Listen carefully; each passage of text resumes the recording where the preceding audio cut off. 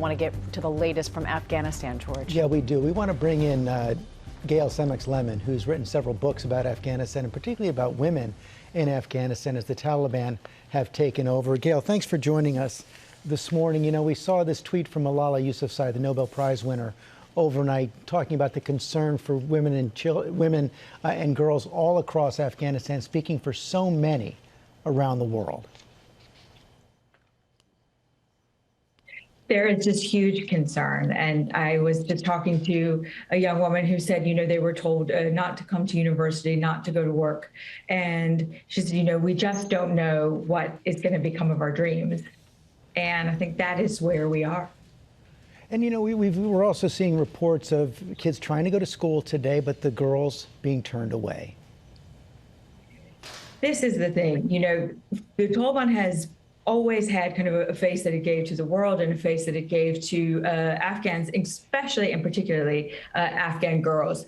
And so many of them who dreamed of becoming teachers or nurses. I was just talking to one whose sister is a lawyer right now and is trying to figure out what her future holds. And that's happening all across the country. There's this race for the exits, and every girl who can't exit is trying to figure out what her future holds. You know, Ian Pannell just reported from Afghanistan. He spoke to a Taliban representative, a local Taliban representative this morning, who he said would not answer questions about women's rights. Yet we heard from both Administration National Security Advisor Jake Sullivan and General Lute earlier in the program that the Taliban has changed.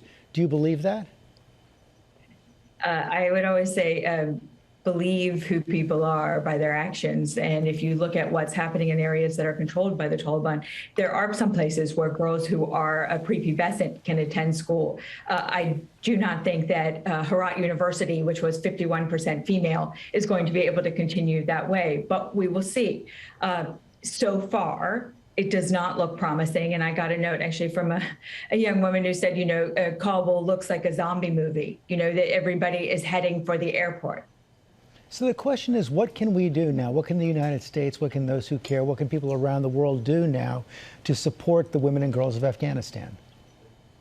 There's so much we don't know in this moment, George. I would say there are a couple of things that we can do immediately. One is push really, and I know the administration really is trying to do this, but to get to safety so many women who were part of the past 2 decades of really speaking out for women's voices, making sure women were represented, making sure women were heard, making sure it was clear that women's lives really had heft and should be paid attention to, and making sure they get to safety. The second thing is, if there is a government at some point that is recognized by somebody and that is seeking aid dollars, making sure that girls' education is part of that. I know that sounds in some ways like it's fiction, but there is a possibility. The first thing the Taliban wanted in 1996 when it took Kabul was the UN seat. So some things must be contingent on half the population having a voice.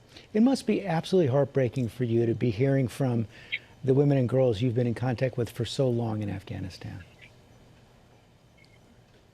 You know, it has been personally hard. I hate to say that because obviously it's much harder for a girl who thought she was going to be a teacher and now is fearful of becoming a Taliban bride.